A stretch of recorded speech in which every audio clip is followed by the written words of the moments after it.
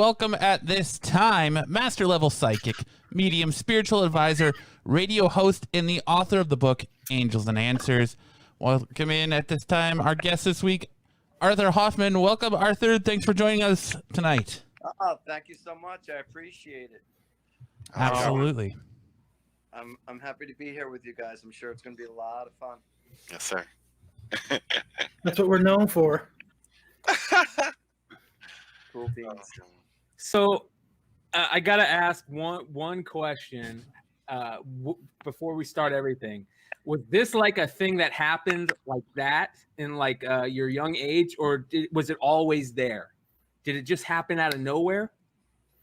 No, when I was 27 years old, I was very frustrated in my life, and I had everything going for me. I mean, I had to have a great business, family was doing great, financially doing good, everything was great. But inside, it's like I was starving inside for something. I wasn't complete, and I have lots of friends too, but something still wasn't complete. And so I'm having a little conversation with God, and I said, God, you need to give me answers, give me clear answers, and please don't scare the hell out of me when you give me the answers. And so I'm walking in my kitchen about an hour or so later, and I'm going through the junk mail, and there was a postcard in there, and it said, how would you like to develop your psychic ability and intuitiveness? Go to the Edgar Cayce Foundation in Virginia Beach for this 1 weekend seminar to develop your psychic ability and intuitiveness.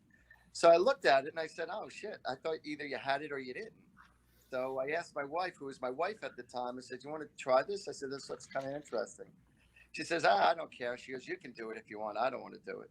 So I went away for that 1 weekend, and it literally changed my life forever. And they taught you how to open up your heart and mind to be able to connect to the spiritual world.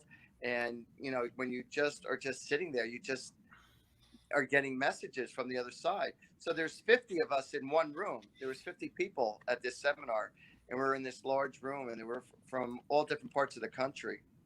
And so it was interesting to meet, you know, all these nice people from around the country, and everybody was trying to develop this ability.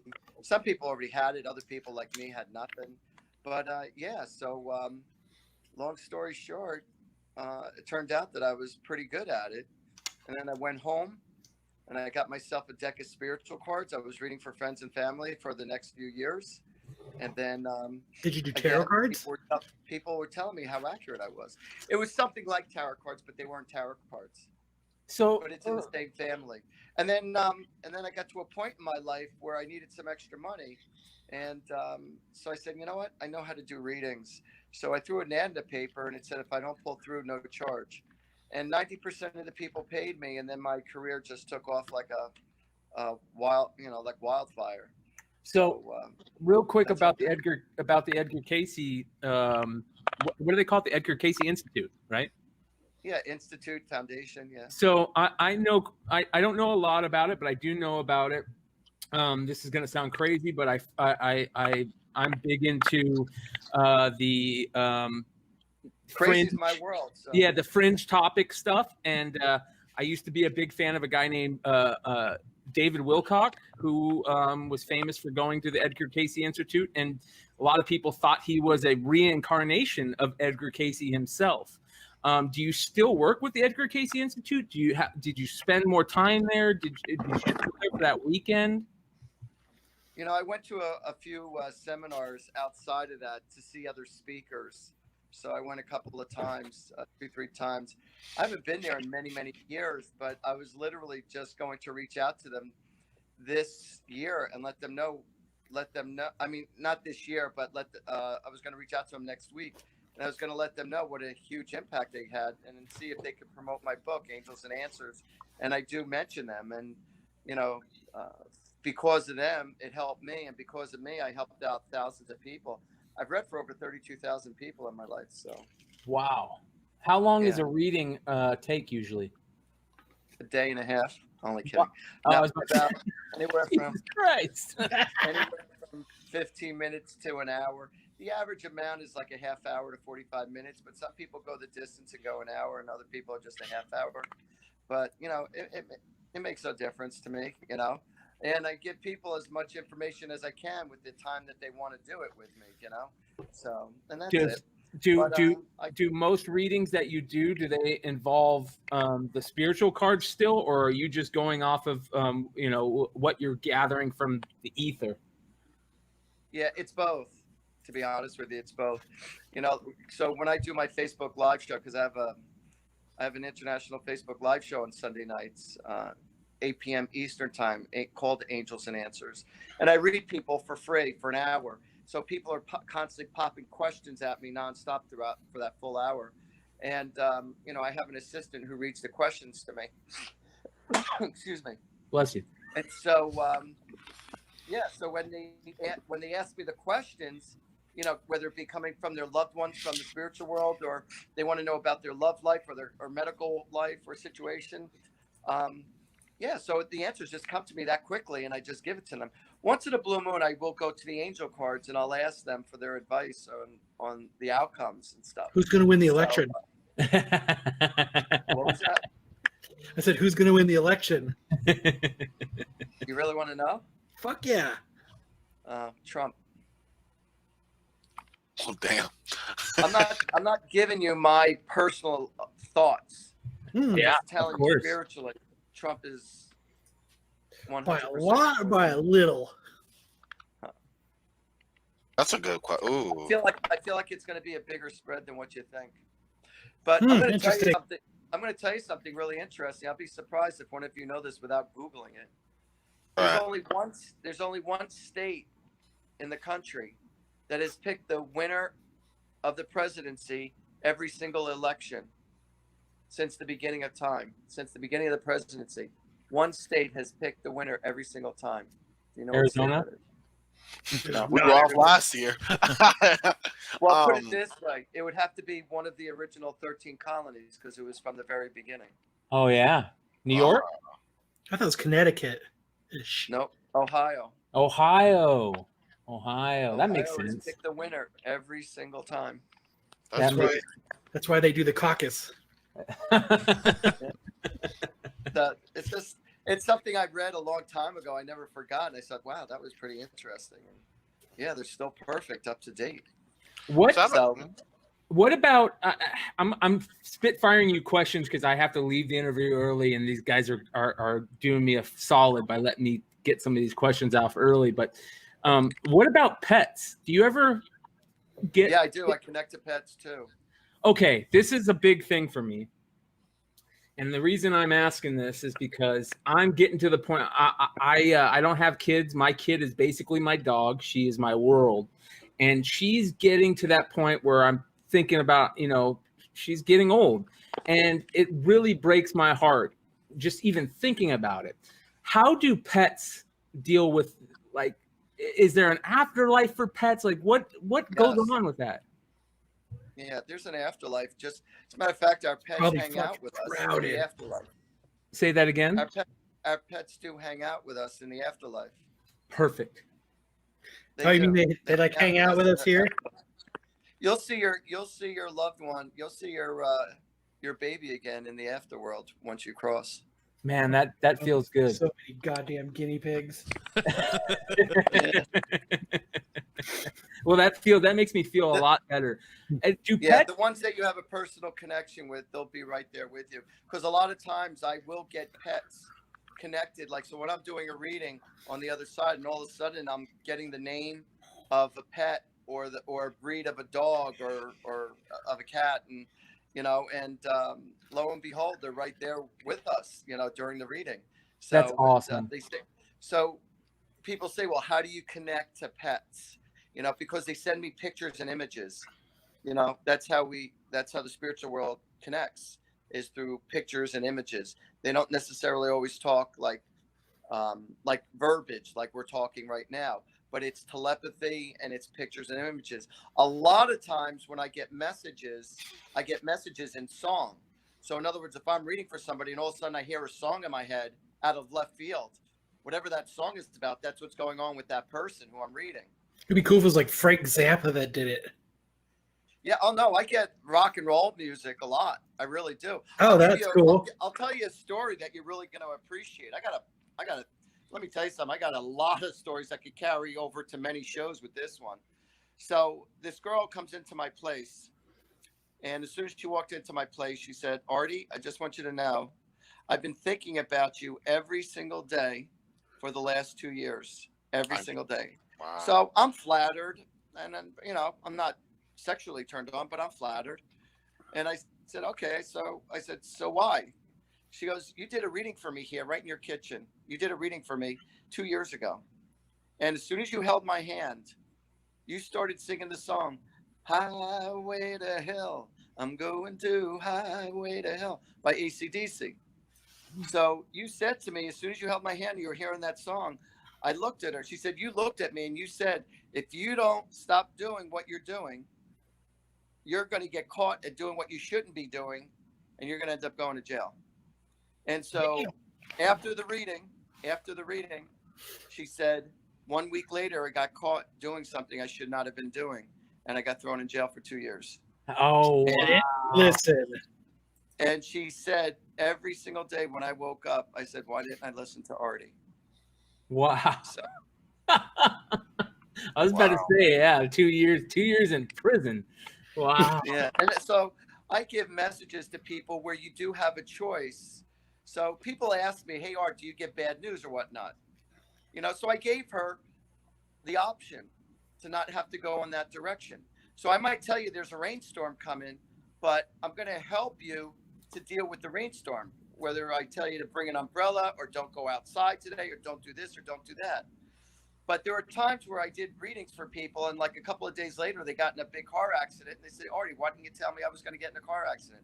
I said, well, that means that you were meant to be through it. You were meant to go through it. I can't stop you at everything. Whatever's meant to be is meant to be. But if I'm able to share with you to say, you know what? A lot of people obviously ask me about love relationships. So they say, Artie, what do you see for me in this relationship? Yes, fella in the red. Yes, sir. Oh, no. I you speak to me when you said that, like you were in my head right there. Like, yeah, I'll wait. So I give people advice. So even though I'm a psychic, I say, well, this is what I see happening. And it's not always like that, because there's what's known as psychic probabilities. So in other words, when I'm in a reading with somebody and I'm talking about their relationship, I say, well, if you divorce him, this is what's going to happen. If you go to a counselor, this is what's going to happen. If you just totally choose to leave and be on your own, this is what's going to happen. If you go with the other guy, this is what's going to happen. They go, okay, well, what do you see me doing? I said, I don't know. I just told you what's going to happen based on your personal choices. I could tell you what I would do if I was in your shoes, but when you're emotionally invested in a situation, emotions always rule. So whether it be the right choice or the wrong choice, when your heart and your emotions are invested in someone or something, even if it's against the grain, if you want it that bad, God's not going to stop you from allowing it to happen. That's a great point. So it's not just if it's within God's will, so it shall be. No, if it's within your will, then it's within God's will, because God allows everything to happen. That's also why they say you have to step back from your emotional self sometimes, because we're such an emotional being that a lot of our pointers, like some people are on set autopilot to fight, no matter what, their autopilot is set to argue or fight, even when they know that sometimes they're wrong. That's why you have to sometimes step back from that emotional being. When emotions are high, smarts and intelligence goes right out the window. Mm-hmm. It's as simple as that. When you're emotionally caught up, it rules. It simply rules. Your emotions are based a lot from your ego, but your soul is the one that gives you that gut instinct of what's right or what's wrong. Have you should go with it or you shouldn't, whether you should stay or whether you should go. And a lot of people stay in relationships because they're afraid to be on their own, or they're afraid that their partner is going to end up being with someone better than them, or they're afraid that they're not going to financially make it on their own, or they're worried about the kids. They stay for the kids. A lot of people stay for the wrong reasons, but yet their gut and their soul is saying, but I'm not happy. I know I don't belong here. And so too many people grow comfortable in the uncomfortableness. This is going to sound also weird. What are your feelings? Are there things that help manifest or create that energy? I guess what I'm getting at is, psychedelics. What are your thoughts on psychedelics? Can they open that realm? Oh, absolutely. Absolutely. Yeah. Yeah. Everything is a balance, though. I'm very fascinated, and the guys know this, and I talk about it a lot on here. I'm very fascinated with DMT and the studies that are going on with DMT, especially when it comes to people who are afraid of dying. And the studies. Wait. A lot of the audience doesn't know what DMT is, so explain it. So DMT is dimethyltryptamine, and it is it's basically in every plant on the planet. And you have an acid in your gut that cancels out that psychedelic chemicals. But it's also, they think it is created in the body with the, what is it called? Damn it. It's the pineal gland. And when we dream, it relinquishes small amounts of DMT, or also when we're in like flight or flight situations, when you get your arm cut off, that's why you don't feel pain, because the DMT is releasing. But there's ways to get around it, and people have figured out, i.e. shamans in Peru have figured out how to, mix different types of plants to cancel out the gut biome. And so, and moving forward with the Sonoran desert toad and whatnot. So basically, it's like, know where I can score some? I do, my friend. No, tripping, man. This guy with diamonds. Yes, that's exactly it. And it's a more natural type that only lasts 5 to 15 minutes per trip. But when long enough. It is long enough, because it's so it literally feels like you're being shot out of a cannon out of your body. And a lot of people, they've been doing studies with it, and one of the studies that relates to this conversation that is fascinating for me is people that have terminal illnesses that are super afraid of dying. And then they go into a study with 5-MeO dimethyltryptamine, which is from the Sonoran desert toad, and they actually take it intravenously on a drip. And coming out of that trip, they are like something like almost 85 to 90% of them are no longer afraid of dying. And that's fascinating to me. And most of them say because they know after taking that trip that there is something after. And it definitely something after. I know that because I communicate to the other side. The interesting thing is, when you say we die, we really don't die. Nobody ever dies. Our meat sacks just stop working, right? Your soul is who you are. Your soul, your body, absolutely. Your body is not who you are. Your soul is who you are. Your soul is expressing itself using the body that you're in. So what dies is your body. So when your body retires, your soul lifts up out of your body and says, I'm out of here. And then you're in the spiritual realm without the body. But everybody who you have lost in your lifetime, they're all alive as much as you and I. They're just not in the physical body. Fascinating, man. It's absolutely fascinating. Obviously, it's fascinating because the number one question that all humans have is what happens when we die, right? That's the number one question. I don't care who you are. That is, in my opinion, that is what has caused humanity to move forward, as we're constantly asking, what is out there after we're done. And well, there are things that human words cannot explain. Experiences, human words cannot express the emotions. The love in the spiritual world is much greater than the love that exists right here, right now. What's so fascinating about that, and again, back to the DMT, is the by far the number one thing that people that take a DMT trip say. They all basically get taught the same lessons. And this can be somebody who lives in Siberia that was from 50 years ago that had never met me living in Arizona in the year 2020. You know what I mean? And they've had similar experiences, i.e. being that as soon as you get to this realm, whatever it is, where you're shot out of your body into the realm that you're at, you meet this feminine entity. She's feminine. And you've automatically known, you know that you've known her, not just for your whole lifetime, but for eons. And she basically tells you the same thing, that humans are much more stronger than we ever thought we were. That 2, we have to take care of ourselves more. And 3, we have to quit being assholes, basically, for whatever words.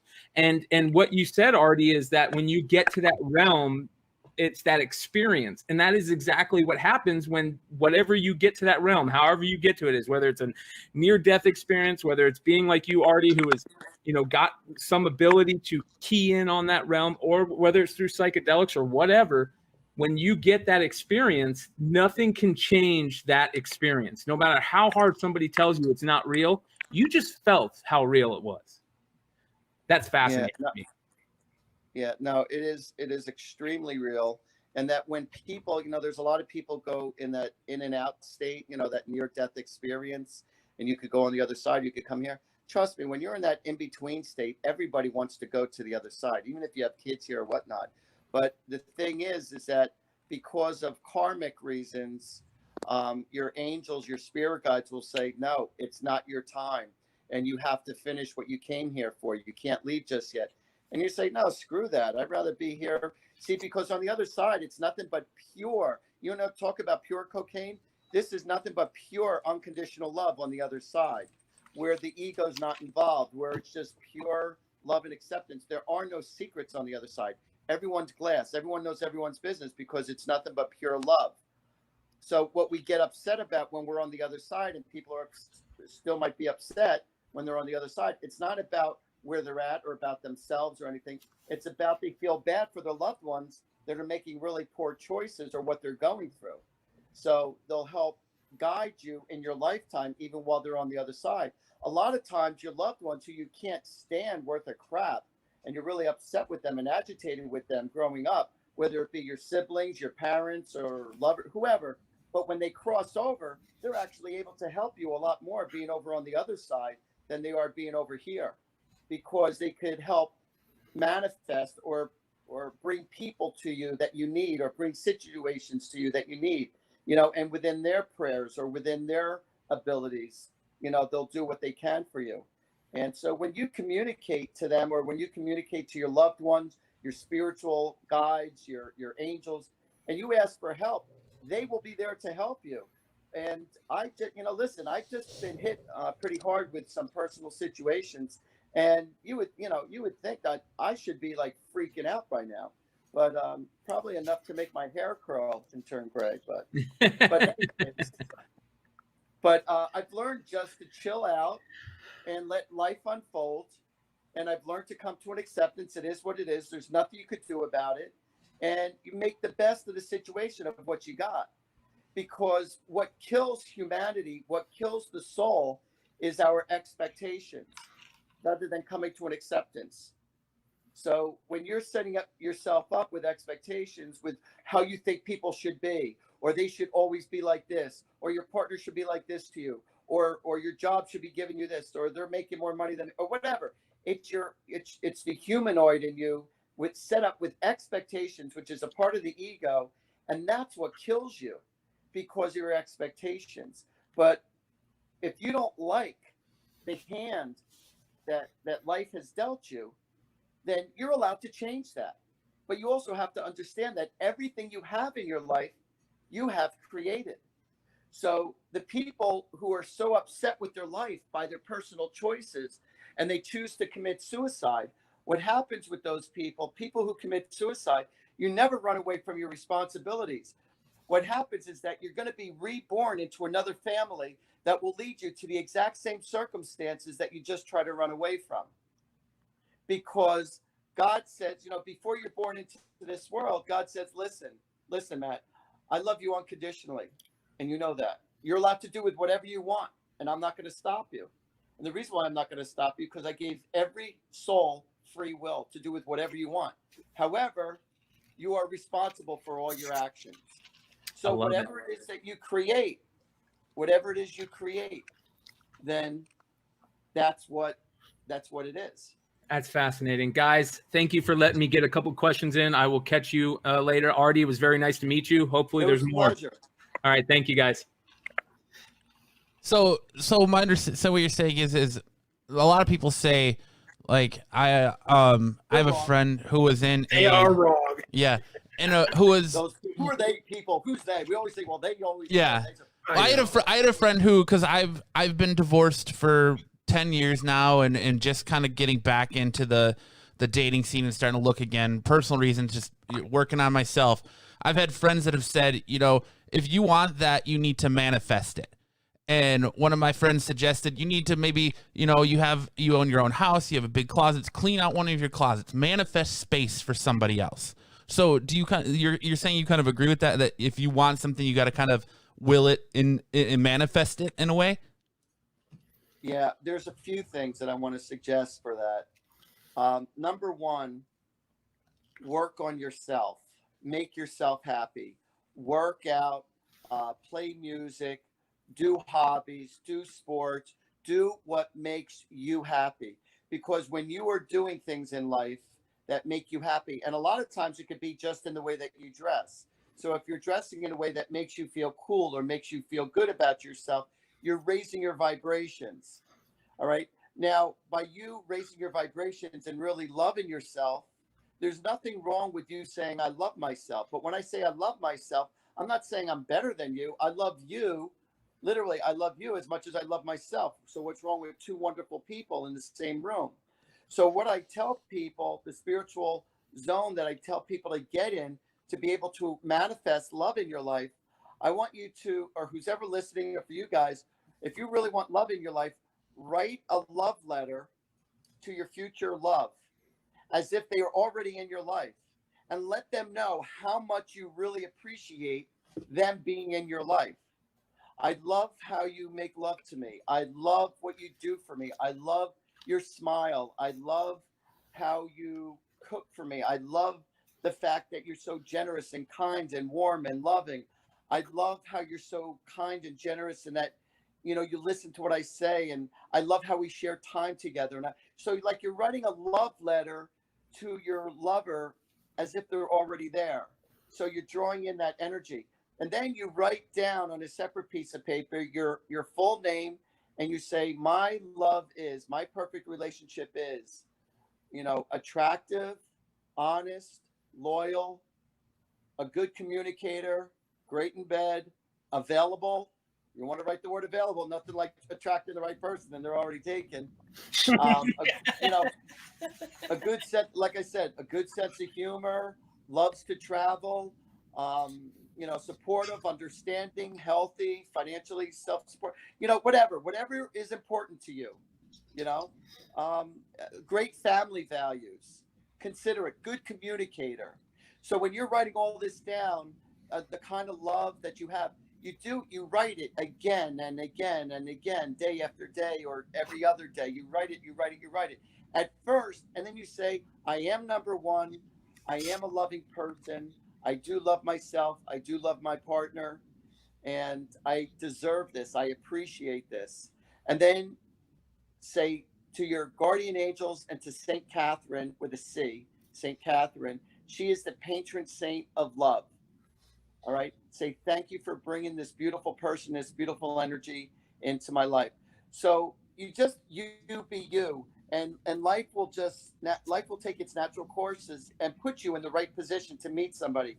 Now, when you do go out on dates, all right, don't try to impress them. Just be yourself. And when you're being yourself, then whether the date works or not, the bottom line is, you know what? Don't go in there with an agenda, because again, that's expectations. So if you could just go just to simply have a good time. So if you have something in common and you really like each other, great. It calls for a second or third or fourth date, whatever. And if it sucked, it's like, you know what?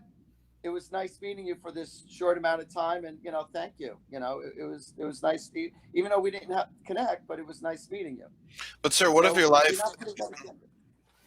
Oh, sorry, my mistake. No, you're good. Go ahead. Oh, I was gonna say, what if your dating life is a series of, it's been wonderful to meet you, one-time situations? Like, it's hard not to come with expectation when I used to just go, we're gonna play it how it is, and it always just runs its course. So we're gonna hang out and watch a movie, and we're good, and then it's over, and then that's a wrap. And it's like, oh well, you didn't write your letter. You didn't write your letter. Yeah, you gotta write your letter. No, wait. Okay. So what's your question? Like, how do you go without an expectation when you have a personal expectation in whether that's to, in my case, a relationship? Well, that's no longer my case now, not for the rest of the year, but just moving forward, like Well, when you having put an an energy, expectation. when you put it's, and that's the human emotions, because you really want a relationship or you really want it to work, you know. But this is where you have to put yourself in check, because then you're setting yourself up to be slam dunk. Because if you put the energy out there to whoever you're hanging time with, if you put the energy out there that you're feeling needy, all right, that's a big turnoff to people. You know, if you're feeling needy or obsessive, I get level at some points. Yeah. You know, Okay. but the number one thing that attracts one person to another, more than looks, more than money, and well, personality is huge. But what's the most important thing is someone who possesses confidence. Pheromones. So if you possess confidence and you're happy-go-lucky within yourself, then you're saying, you know what, I'm happy to share my good energy with you. And if you can appreciate who I am, excellent. And if not, then boom. So that means you don't have enough love for yourself, because you're setting yourself with an expectation, because you're now putting your expectations into the other person and making them responsible for your happiness, rather than you sharing your happiness with the other person, and or vice versa. Okay. Yeah, I don't value. I value my own personal like confidence, personality. But I don't think like that's an attraction to draw people in. I hadn't thought of it that way. Wow. Thank you.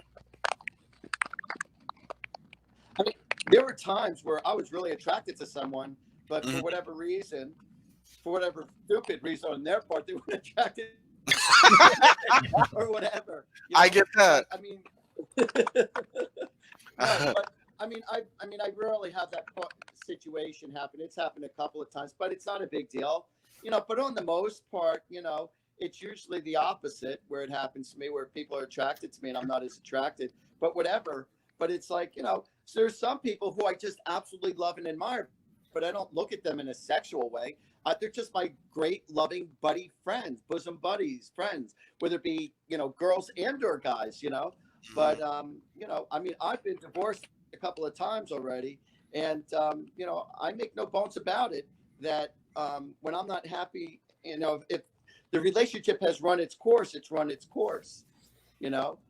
But I sincerely try. But, you know, if the two of you have different expectations of one another, a lot of times what happens in relationship, that one person wants to stay the same, and the other person wants to grow and grow and grow. So it's like, it's about accepting each other for who you are and not what you think the other person should be.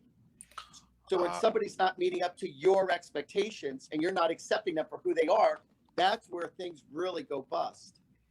Okay. I understand that for sure. You know, for sure. So right now it's like, let me tell you something. For the last year, I've been putting out loving thoughts, and I literally play love songs almost every day to draw loving attention to me. Like, I wanted true love in my life. And not too long ago, I found someone that knocked my socks off. Absolutely knocked my socks off. So, wow. Congrats. And it was instant chemistry. It was love at first sight for me. And I always let her know that, you know, and you know, fortunately for myself, she feels the same way. So it took her a little longer to get to the same page as I am, but we're there. But you want to know something? Just because you have this loving dynamic, see, if the other person isn't naturally reciprocating to you, then let it go, because you don't want to make someone else feel obligated to do what you want them to do, because then it's not real. They're doing that just to be nice, and then you're getting this fake person, so you have their shell, but you don't have their heart. That So makes sense. like, what's the sense? Yeah. What? That's continuing on. So if I don't have your heart, so if I don't have her heart, then it's like, you're not doing me. Don't do it because you think you're doing me a favor. I'm not interested. I want you to be in it because I'm in it, and you know, if you're in it with me, then we got a winning team. We got a winning thing going on. But if not, then forget about it. Forget about it. good about it. I appreciate that. Okay, I understand. I have some of those thought mine. But when you're emotionally invested, so even though I'm giving you all this really good logical, open mind and good advice and stuff, again, when you're emotionally invested, it's hard to hold back your emotions when you feel so strong or passionate. But like I said, if it's not being reciprocated, then just know when the show is over. Okay. Yeah, I usually do a good job of finding that out. And like, okay. You're good at that part. Yeah. I don't try to push it. I understand, like, you know, it happens. I don't ever like force the issue on that. I just want to get past that point where, we're heading down that road again. You know, like, I don't know. Okay. It's expectation because you think it's going to happen. So let me say this to That's you. why you're right. So let me tell you this. Mm-hmm. If you are you there? Yes. Yeah. You there? Yes. Yeah, we're here. There you are. All right. So if you're going into a situation already thinking that, you know what, I'm afraid this is going to happen again, or, oh, here we go again. Well, guess what? You're going into the situation with a losing attitude. It's done. So you're putting the energy out there. Again, you're putting the expectations into the other person, or you're feeling self-pity for yourself. So it's like, I feel such a loser. I want someone in my life. Like, That's me nobody every really day. loves me. That was just me 3 days ago. That's And I would say, if you're feeling that way about yourself, then what do you have to offer to the other person? Exactly. You want to be loved, held, and nurtured, but yet, what are you offering to the other person? comic books. So that's why I really say to you, find that happiness within yourself to do whatever makes you happy. Wow. Do what makes you happy. And then share that happiness with someone else. I agree. That's the dream. We're all just trying to be like the one married guy in our group. So, eventually that's the goal. But of course, well, I got news for you. Mm-hmm. Well, I got news for you. Both my parents were married since forever. They were married for 64 years, non-happily. And I learned a lot from their relationship, from their mistakes. They were married for 64 years, and they chose to stay in it. My father had a very difficult personality. My mother was the saint of all saints. She was like a beautiful soul, very unconditional with her love, just a beautiful, beautiful person. And she was, she was loved by everybody who knew her. And but they had a very tarantulas type of relationship. So I've learned through my father what love is not, and through my mother I've learned what love is. So when you're when you're growing up in a relationship that is very challenging, then I'll give you an example. I wrote my father a thank you letter for being my dad, and I said to him, thanks to you, I've learned what not to do because you stepped on all the landmines. Oh, now, my father wasn't all bad. My father also had really good qualities about him. And I did get some really good stuff about life from my dad. But emotionally, he was a very, very difficult person to have a relationship with or to hang time with because he had such a negative attitude. Through him, I learned what love is not. So because he caused so much pain, I so don't want to give that pain to other people. So my dad strongly taught me not to be, or not to be disrespectful to other people, because I saw all the bad vibrations or all the bad experiences that my father has caused by his attitude and his impatience with other people. He was very selfish in many ways. And my mother was a very selfless person in many ways. And so because she was filled with so much fun and laughter and love, that's how I wanted to be. And not that my father didn't have love. He had love. He shared it in his own way, and the way he provided and in other ways. Like if the chips were down, my dad was there for you when it came to family. My dad was always there for you if the chips were down. But, as far as emotional support and stuff, wasn't my dad. That was my mother. So, wow. But like I said, I learned a lot. And both my brothers are also in the same marriages since they got married from day one. And One's married about 37, 38 years. My other brother's married like 45 years. And I always wanted that, but you know, the cards didn't. It just life didn't take me in that direction. And based on my choices, could I have stayed in my first marriage and just stayed comfortable in the uncomfortableness? Yeah, or I should say, yeah, comfortable in the uncomfortableness. But you know what? Like I said, I saw my mother so miserable for so many years, and I wasn't fully happy. So, and my wife and I, we hardly ever argued. So, but I wasn't happy. I knew she wasn't fully happy. I wasn't giving her everything she wanted because I didn't have it within my heart to give her what she wanted. So I just knew when like, that's what I say, know when the show is over. You know? Okay. And then I had other relationships after that. And again, I wanted all of them to work out, but it just didn't happen for me that way. It is what it is. But you know what? I know who I am through my spirituality. I help out thousands of people. I meet lots of people. I make a positive impact in other people's lives. I have personal friends. I love sports. I have lots of interest with hobbies and stuff. So, you know, I enjoy it. And now I have a wonderful girl in my life, you know, so it's all cool. It's all really good.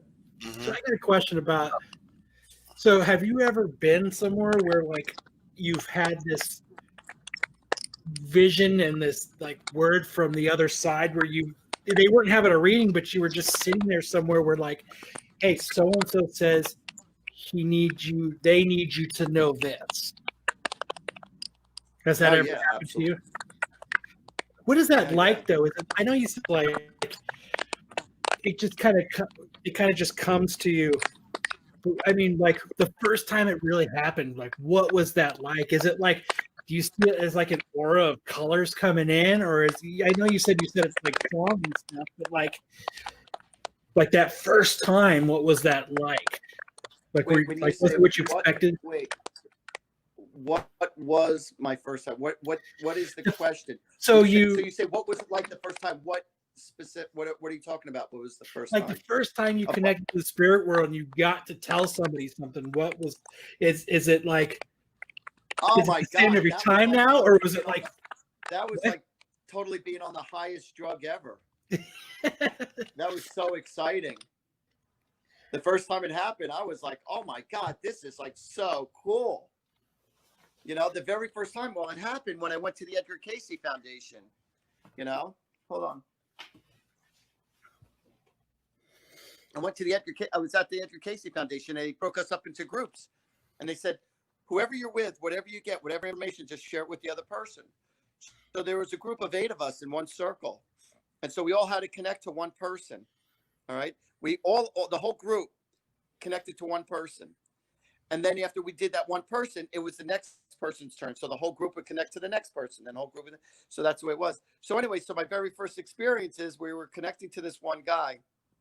And I said to him, I said, I'm seeing a rectangle.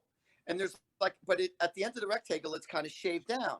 I go, what does that mean? He goes, I don't know. He goes, I don't know. So the group leader said, all right, don't worry about it. If they don't understand it, you'll get it later, or it might mean something later, but that's what you got. That's all right. Good. Don't worry about it. So it was the next person's turn.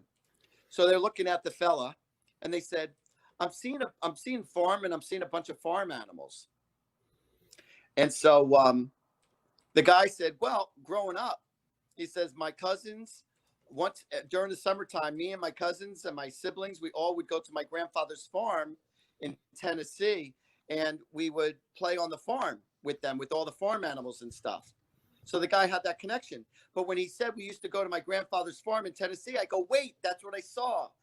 I saw the state of Tennessee. It was a rectangle, and there was a shaving at the bottom of it, which is the shape of Tennessee. So, like, even though it's a little thing, but to me, that was like, wow, that was amazing. Oh, yeah, it was mind-blowing. Something. So then, shortly after, later on, it was actually the next day, there was a lovely lady who was a part of our group. And she was an older woman, and she was in her 70s at the time. And she had beautiful, soft, white, curly hair and the most bluest eyes. And I believe her name was Anne. And I said, Anne, I said, you got the most beautiful eyes. And I said, you know, when I'm looking at you, I don't know why I'm seeing this. I'm seeing a window, and there's an angel in the corner of the window. It's like carved. I said, I don't know what I'm looking at you, why I'm seeing that. And she goes, Art, look over to the side of the wall and look on top of the wall. It was a tall wall. She goes, look on top of the wall. And I looked on top of the wall. I never even noticed it. And there was a window there with an angel carved in the corner. She goes, I was noticing that window all morning long. I kept on looking at it and I was noticing it. So I said, wow, this is really cool that I'm able to pick up information with people. I mean, it's little tidbits here and there, but still, it was like information that had to do with that person. So then over the years, I started to develop it more and more. So people ask me a lot of times, Art, how do you get in that state of mind? Or what is it like to be in that state of mind? That was my next question. So I know that. So here I am. He just read your mind, bro. You're good, man. You're good. Listen, it's like So where I'm going. really freaky, man. Like you're freaking me out, man. It's like you're a psychic, dude. It's like I'm psychic.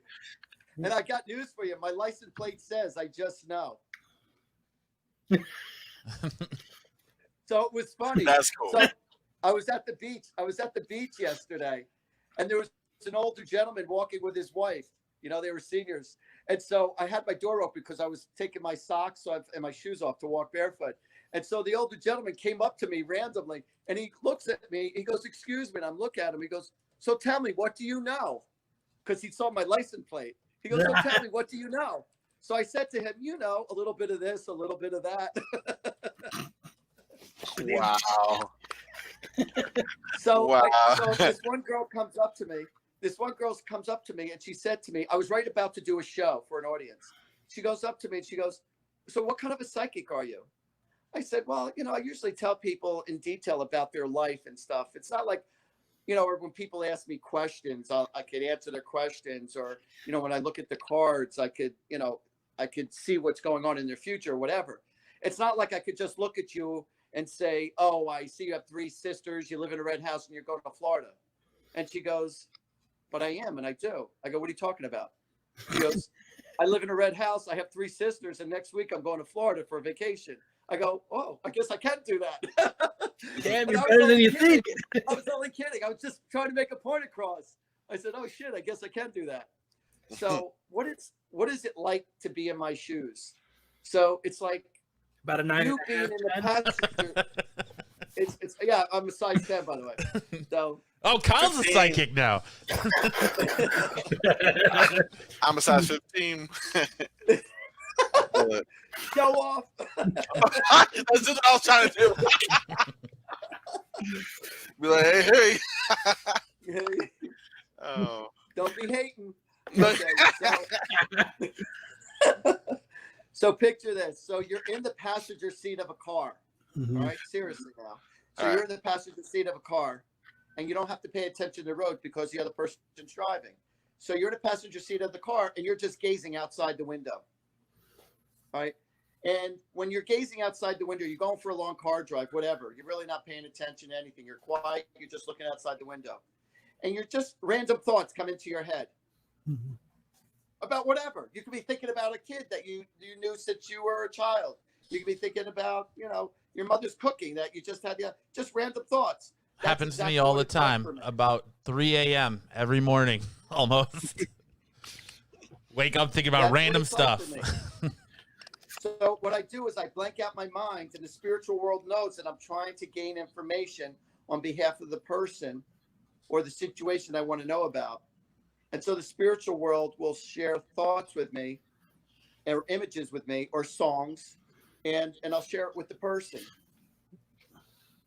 So how does is it like the same spiritual guides that you have? They're like the interpreter between you and the spiritual world, that, you know, like they're like, hey, so-and-so's loved one, this is what they're talking about. They tell them, they tell you, or is it more of like their loved ones come to whisper to you? Their loved ones come to whisper to me. A lot of times when I excuse me, see, I'm speaking on the truth. A lot of times when loved ones come to visit me, oh damn! It's again. So when they come to visit me, I'll take on their actions. I'll say the phrases that they say.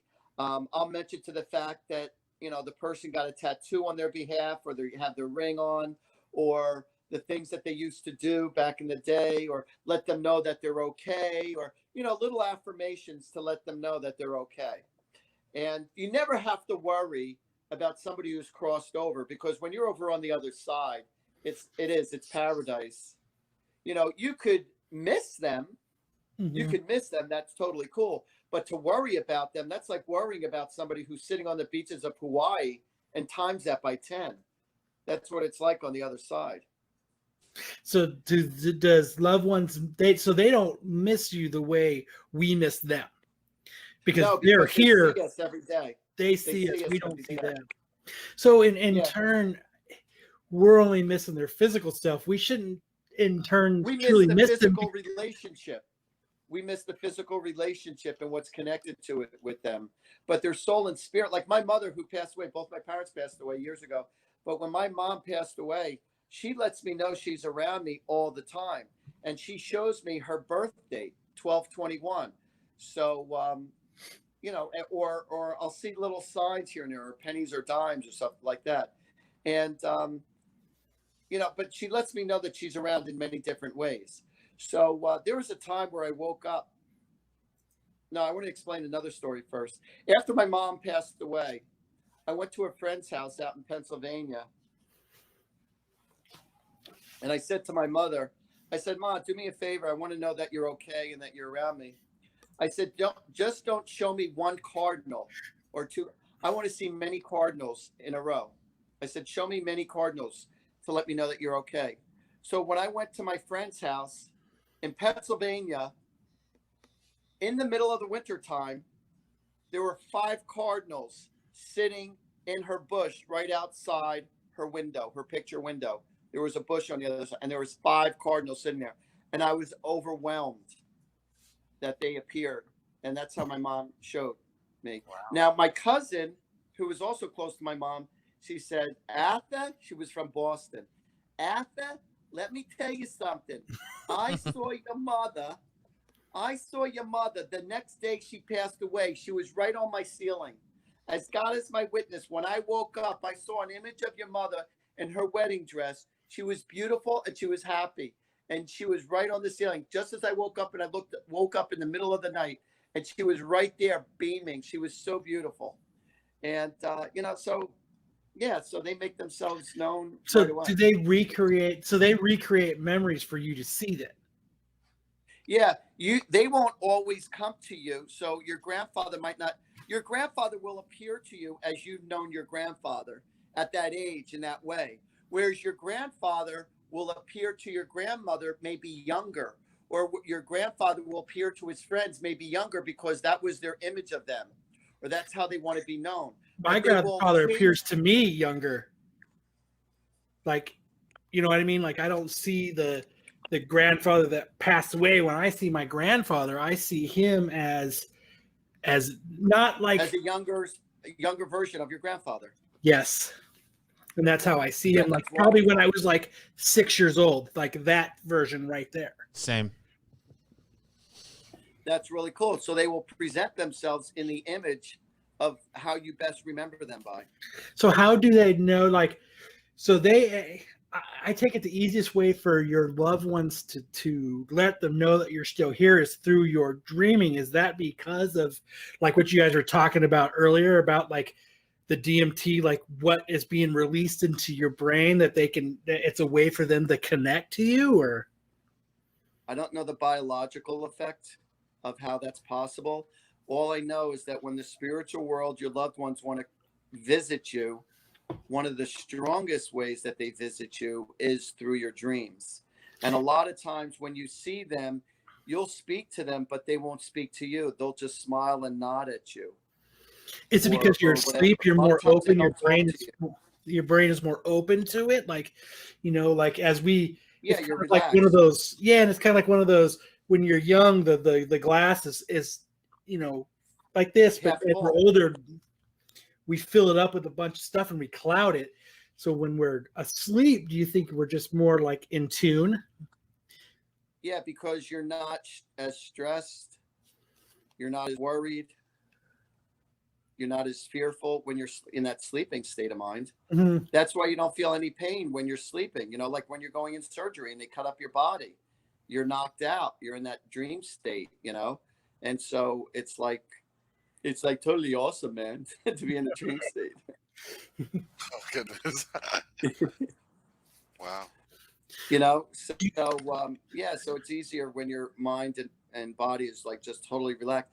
But when you are, a lot of times loved ones won't visit the ones who want to see them the most because you haven't come to a place of acceptance, or you're so stressed out about it, or I love you so much, or you're stressing out so much. Unfortunately, they don't come when you're in that state of mind, but when you're more relaxed, or they'll visit other relatives, or other relatives will see them, or friends will see them, because they're not, I mean, yes, they still miss them, they still love them, but when you are strongly stressed out and intense Mhm. and really missing somebody, your energy is blocking the flow from happening, you know? So it's, I mean, so like, you know how a lot of people go to visit graves and they go to talk to their loved ones. You don't really need to do that. You can just sit in your front yard and you can kind of just 100% correct. just calm We out. go to, Go yeah, ahead. we go to grave sites for our own sake, not for their sake. Because they're not really there. They're already here around us. Right. They are wherever you are. So if you're walking down the patio to go to the grave, they're walking right behind you as you're walking to their own grave. And they're just with you. That's It's not like you're visiting them in a hospital room. They're Yeah. not in the hole in the ground. It's just their shell. Yeah. It's just like you getting your hair cut, you know? It's like, oh my God, you know, your body is like your hair. So if you cut your hair, go, oh, what do you want me to do with this? I don't care. Throw it in the garbage. It's like, yeah, but Yeah. this was a part of your body. This is your, I want you to make a sweater out of it. you know. Yeah, there you go. There you go. Make it a scarf.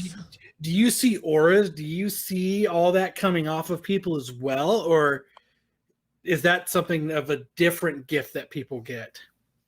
It's usually of a different gift, but I, like the other day when I was doing an interview elsewhere, I did see auras on the person, which I very rarely see auras. It's not my forte, but I guess it's in my state of mind that I'm at, but it's not my forte. And different colors represent what state of mind that person's in the moment. So whether it be blue, yellow, green, black, gray, white, you know, whatever that person's or, you know, state of mind is, that's what the aura is you're gonna project. But I really don't know I should look it up though, being that I've been doing this for 30 plus years. I still don't know what the colors represent as far as auras go. I mean, if you don't see them all the time, why put the extra effort into it?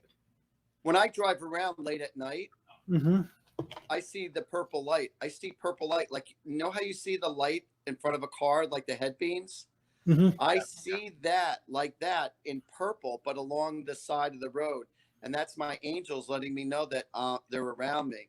So if I want to project and ask my angels within my thoughts, my mind, please show me that you're around me, they will project the image of purple in front of me.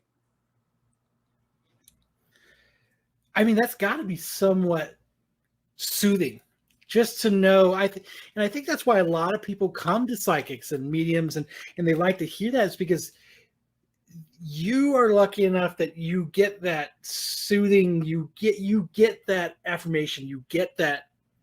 Most people don't get that. We're kind of stuck in this limbo area where we'd like, hey, show me a sign, and nothing happens. You get, you know, hey, I need to know. I need to see something, and you get to know, hey, I'm here. Is there something that people can do as a natural way, like maybe meditation or something, where they can actually try to get a little piece of that to them? Yeah, meditating will 100% get you there. When you start to do yoga and or meditating, that'll help get you there because you're connecting to your higher self. So what I strongly suggest, if people really want to meditate, go into a dark room, and I literally mean a dark room, and bring a candle with you and light the candle and just focus on the flame dancing. the dancing flame of a candle, and just focus on it with no expectations. Just look at it. And you might not get anything for a little while, but just that peace of mind and that serenity that you have, of that peaceful mind of quietness with you and God, or you and the spirit world, however you want to say it. And then there's going to be times when you are just allowing yourself to sit there in meditation. All of a sudden, messages are going to start coming into your head, and you could be thinking about your friend, and all of a sudden you feel like he's in trouble, or somebody's going to be having a medical issue, or somebody's about to hit the lottery, or somebody's going to go to Florida, or somebody's going to be calling you, or it's a friend you haven't thought of in a long time, and all of a sudden they're calling you the next day while you were meditating, you were thinking about them. So that's one way for you to get into that meditative state, is to sit in a dark room, light a candle, and just relax and pay attention to the dancing flame. And if you fall asleep, then you fall asleep, and that's okay. So only meditate for maybe 3 minutes or 5 minutes. Don't try to stay up for a long, long time. But the more you do it, the more you're training your mind to be more and more focused to stay there. So you said you do this every Sunday. You sit down on Facebook and you sit down with your group of people that tune in, and you do this every Sunday. Where? I'd like to tune in on Sundays. Okay, thank you. It's if you go to my Facebook, Angels and Answers, or if you go to Artie Hoffman Facebook or artiehoffman.com, there's a link to my Angels and Answers Facebook live show. Mm-hmm. And it's 8 p.m. Eastern time, 5 p.m. Western Pacific. So, and I read for people for an hour for free. And yeah, so I get a lot of messages sent to me, and I just answer them just right away. At times I feel like I'm just blowing smoke, but then people say, "Oh my God, Artie, you were so right on," or "Oh my God, that was so amazing," or "Oh my God, that happened." So you'll laugh at this one. So I have a common joke that I say to girls when they ask me this one question. So there are girls that will ask me, "So Artie, do you see me getting pregnant soon?" And I say, "Yeah, when you stop watching my show and get in the bedroom, your chances are going to get much better." Man. I mean, I'll ask it. I'll jump on this grenade. So when I was younger, my mom went to a psychic, and she was told by the psychic that she saw another kid in her life. And my mom was told that she couldn't have any more kids. And she used to say, "You better use protection, Matt, because they said they're going to see a kid, blah, blah, blah." And so I kind of carried that with me. But lo and behold, years later, she got pregnant with my little sister, my last sister. So me being someone who has been single for a while, do you see a relationship coming for me in my life? Yeah. And maybe marriage and a kid? Yep. And she's actually going to be a little more on the rough side, believe it or not. I'm not surprised. She has like a rough edge to her. Can you elaborate on what do you mean by rough? Like she might be having tattoos. Okay. It's the style of the way she dresses. She's been through life. She's been through major challenges in her life growing up. She's had some hard knocks in her life.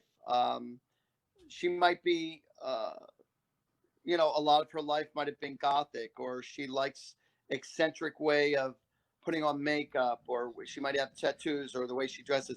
So that's what I see. She could also be liking to wear a scarf or a bandana around her or whatnot. She's going to be, like I said, a little on the rough side, but she has a really, really good heart. Her exterior shows a little on the rough side, but she has really good intentions, and she has a really good heart. And that's who I see coming into your life. She's on the slender side too. That's so cool. Interesting. Wow. I'm not even gonna ask my. Go for it, Corbin. Go for it. I already got advice. I feel like that's the thing for me. That's why I'm weird with like I'm honored to be like part of a conversation with psychic. I feel so weird about knowing that stuff is predetermined or can be found but nothing is predetermined. You can change anything at any point. He said that. That's why there's 3 doors. based on your energy right now, this is what I'm saying. Uh-oh. Based on the energy, And we all right love you. now. Certain things are God. written in stone. Yeah. Certain things are written in stone. It's going to happen come hell to high water. Yeah. And then other things have what I could call psychic probabilities, which means it can happen this way, it could happen that way. So we do, and that's where free will and choice is. That's what you're at. Yeah. Your attitude in life is what creates the probabilities of what's to happen in your life, the quality, whether it be great or whether it be crappy. You know, so again, if you are projecting a loving, positive person into your life and you visualize this, then this is exactly what you're going to get. I have one more follow-up question. Have I met this person already? I don't think so. Interesting. Nice. I like that. Now you know to be on the lookout and to make your list. I gotta make my and list. You work on yourself, you make your list, and the pieces should start trying almost falling together. And this girl is a very good conversationist. This girl could talk. She has to be to keep up with that. I'm shy. What are you talking about? I don't talk. Well, that's the thing. She'll have to talk to you to talk. Like that's why. Is she a wrestling fan? You know, like Bonnie Raitt would say, "Let's give him something to talk about." See, I love the music element. Is she going to be a wrestling fan or a comic book fan, or is it going to be introducing me to new things? She's a girl, so no. Probably not. I doubt it. I don't know if she's going to be into that. But like I said, she's an interesting. She has an interesting look about her. And you're going to wonder, like, oh, can I take this home to mama? Interesting. But she does have a really good heart. She does have a really good heart. And a lot of her attitude is, I don't give a shit what people think. Interesting. Sweet. Perfect. Awesome. I have to jump on that question, though, only because I made like a resolution, no dating for Corbin for like the rest of the year. Like, I'm a 2021. Tell him he couldn't do that. Like just in general, I've just been. It's not even a negative thought. Like I don't want to. I've already been like projecting. Like I'm not even about that. For me, it's really to focus on myself and try to, work on things that I have like shortcomings on and try to be better. With that being said, is there a plan eventually, or am I going to be able to kind of go on my own terms on that? How do you see it working out? If I can ask. There's this thing called the dream board. You ever hear of a dream board? Yes, I have one. I had one years ago. I have it more like a dream journal now. Yeah, it's true. I write dream board. That's awesome. A dream board are pictures you get from magazines or from anywhere, and you create your own vision board of what you want to experience in your life. So again, if it's in the forefront of your mind, then you will manifest it. But if you say, I want this, I want that, but your actions are doing differently, the spiritual world is going to follow your actions and your thoughts. Never, ever, ever say what you don't want. You're only allowed to say what you do want. Because if you say, I don't want to be old and alone, then you are going to grow up old and alone because your energy of fear is greater than your energy of desire. That's interesting. Very interesting. So only focus on what you want to experience, not what you don't want. So the difference between wanting and desire, everything you have in your life, whether you like it or not, everything you have in your life, you desire. Wow. Is this the kind of stuff that you talk about in your book? Because all your actions have created it. So I'll give you an example. So you could say, I want to be a millionaire. I want to... I want to be a millionaire. I want to do this. I want a big old package. All right, but you want to be, but are your actions creating that to happen? So your desires are your thoughts put into action creates your desire, creates your reality. Wanting is just a thought. That's all it is. I want this and I want that. So it's just a thought. So God gives you the feeling of just wanting. So you could want and keep on wanting. But you have to claim it as if it's already happening. Like failure is not even a choice. So like I decided, hey, I want to restore an old car.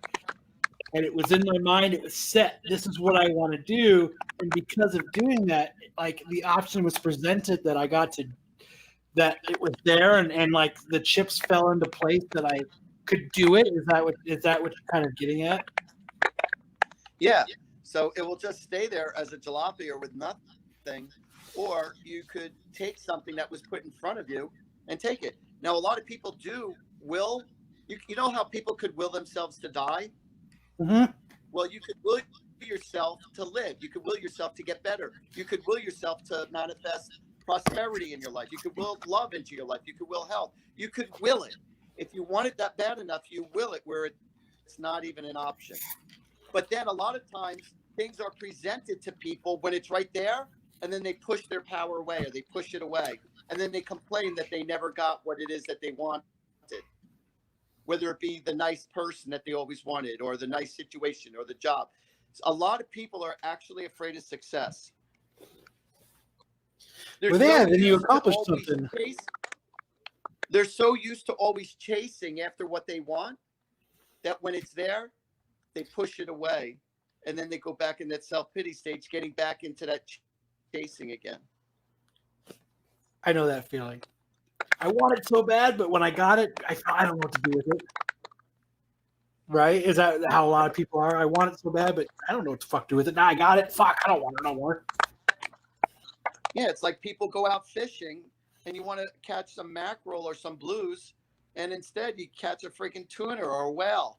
Like shit, I only wanted it, but you wanted it so bad that this was presented to you. So do you talk about this in your book? Is this stuff you cover in your book? What is your book about? My book, you're going to think that I wrote this book specifically just for you, and I mean that. Everybody who reads my book, you would think that this book was written just for you. This book is written about life on a deep spiritual level, but it's explained in very simplistic forms. So give you an example. I explained a lot to you guys tonight, to the audience, on a very deep level, but yet you could understand everything that I said. Mm-hmm. Even though I explained to you on a deep level, I explained to you in a way that you could understand that I gave you a different perspective of your life and life itself. And that's what my book is about. And it's about different topics. And it explains about different angels and saints and what their purpose is and what their sinew is. So there's 12 different angels and saints, 10 angels and 2 saints that are in my book. And it explains about, and there's a couple of cool stories that I wrote in there of my personal experiences. And then again, I wrote some beautiful pieces about life. And like I said, it's going to hit you home. It's going to hit your heart really well. Where can we find your book?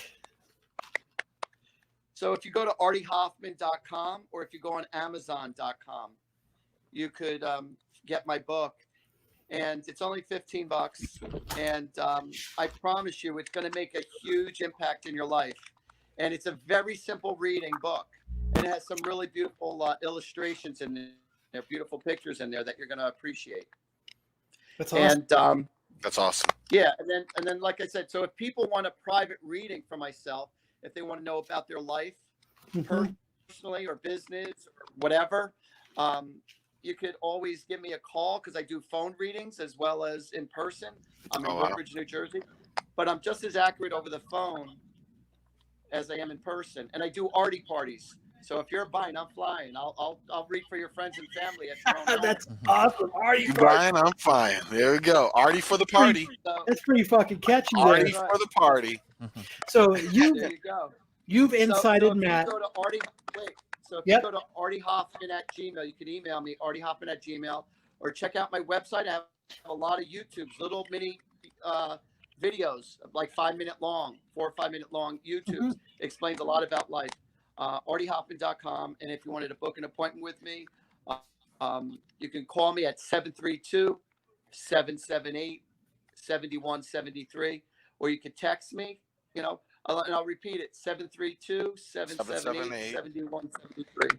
7173. So you've given Matt a little bit of insight. You've given Corbin a little bit of insight. What do you see when you see Kyle? That's me. A talking no. I'm sorry. Okay. Artie's thinking. I had to pass it by. I'm sorry. Thank you. Well, you're very inquisitive. When you see something that you like, you're the type of person that will do research on it. You're a very inquisitive person, and you're a very detailed-oriented person. Sometimes you get so detailed in depth with people that even if they're not interested, it's like you try to convince anybody that you are very passionate about. You have a hard time reading people, whether they're interested or not, because you're so passionate about it. You go on and on and on and on. And I'm not saying that through personal experience, because you weren't like that at all today, because you're interviewing me. But I'm telling you intuitively, it's important for you to understand that when you're in a healthy conversation with somebody, if they're on board with what you're saying, then keep on talking about the topic. But if you see that they're thinking differently than you, or they're really not that interested, then stop wasting your time and energy. Don't try to convince anybody else. Just accept it for what it is and just say, all right, you know what? You're not into it, or you don't agree with me. You could say, we agree that we disagree, and that's okay, rather than starting an argument. You'd say, what are you, freaking stupid? It's obvious. That's 100% Kyle. You were in our life. 100% You were there. Kyle. You are sitting next to him. Whatever. Wow. So where I can promise everybody you once won't again? have to pay me $1,000 just to say that to you. So once again, where can everybody get a hold of you at? Yes. Well, you can call me at 732-778-7173 or Artie Hoffman at Gmail, ARTIEHOFFMAN at Gmail, Artie Hoffman at Gmail, or go to artiehoffman.com. And you can get my book. And like I said, Sunday nights at 8 p.m. Eastern time, I do a free Facebook Live show. And I'll send it off to you. I'll send you a link, or I'll send it to you. Yeah, please. This Sunday. And if you could just share it with your audience and Absolutely. stuff like that, that would appreciate. Oh, no problem. I can't wait to be there Sunday night. I'm really excited about this. So I have a girl, Mary, who reads all my questions. I don't pick the questions of which ones are right, because I get literally like 1,000 questions. Pick me, within the Mary. show. Pick me. So I just she'll randomly pick a question, and while I'm looking at the camera, she'll read it to me, and then I look at the camera and I answer the question right there on the spot. Sweet. That's awesome. I can't wait. I'm really excited about Sunday. Yeah. So listen. So thank you so much for having me on your show. I really enjoyed myself. It was so much fun. I really you, appreciate all your insight and all of your knowledge that you're willing to share with us. I really appreciate it. Thank you, Artie, for My sure. Yes, pleasure. thank And you I'm very telling much. You, check out the book. I promise you, it's going to make a big impact in your life. And when I tell you it's simplistic, it's a deep, like I explained a lot of deep issues with you, but I explained it in a very simplistic form. And that's what I'm all about. I want to make sure that everyone understands what I'm saying. It's an That's easy awesome. read. You can connect to everybody instead of just one level of person. You get every level of person, which is brilliant. You're going to have many aha moments when you read my book. Trust me. And I'm Awesome. going to leave you with this one last thought. And this is in my second book. I'm writing a second book, and it should be out in the fall time. Please is my come goal. back and tell us about this book as well. Yeah, the second book is called "Have Your Angels Call My Angels." That's awesome. Like the title. It's good. And this book is called "Angels and Answers." Hold on a second. Hold on 2 seconds. I'm going to put you down for a second. Yeah, no problem. We should ask him what he sees as far as like the prosperity of our show. That moving would be forward. Crashing So and burning. this is what my book looks like. Mm-hmm. Oh, wow. That's Like what my the book looks like. Who did the artwork, if I may ask?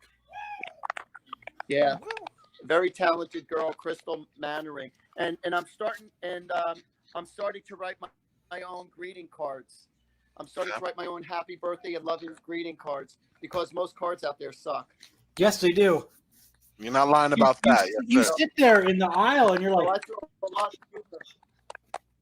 I throw a lot of humor and a lot of deep loving thoughts. And sometimes you want to share love with somebody, but you're not like you're like madly, deeply in love with them, but you just want to share loving thoughts. And sometimes, a lot of times, the cards out there are too incredibly stupid, or they're so deep and passionate. It's like, but I don't feel that way about the person. I love them, but I'm not deeply in love. that's how you with Corbin. Send a card. Right back at you. Yeah. So We have that. Yeah, I agree. I mean, when you get that card, that's what Kyle's getting for Christmas. You heard it here first, folks. I'm throwing the mat too mad and we go back. You know, what's gonna happen? it's going to be called Artie's Cards. That's awesome. I You like gotta it. have one called Artie for the party. You have to, Artie. Artie for the party. Yeah. Artie for the party. ArtieForTheParty.com. Book me here. That's awesome. Guys, it was a pleasure sharing time with you. Thank you for having me on. Thank you for being coming on. here. Thank you very much. Please We'll don't have be to a have you- stranger. Yes, When we'll your have to next get you book back comes on out, soon. Please come back. Please. Thanks. All right, you've been a lovely audience. Next show at 11 tomorrow. I'll keep you up to date. I'll keep you up to date if I meet her. I'll send you an email if and when it happens. Oh, it will happen. You'll see. All right. There it is. I can't Thank wait. you. I hope it's Just sooner don't than jump the later. gun.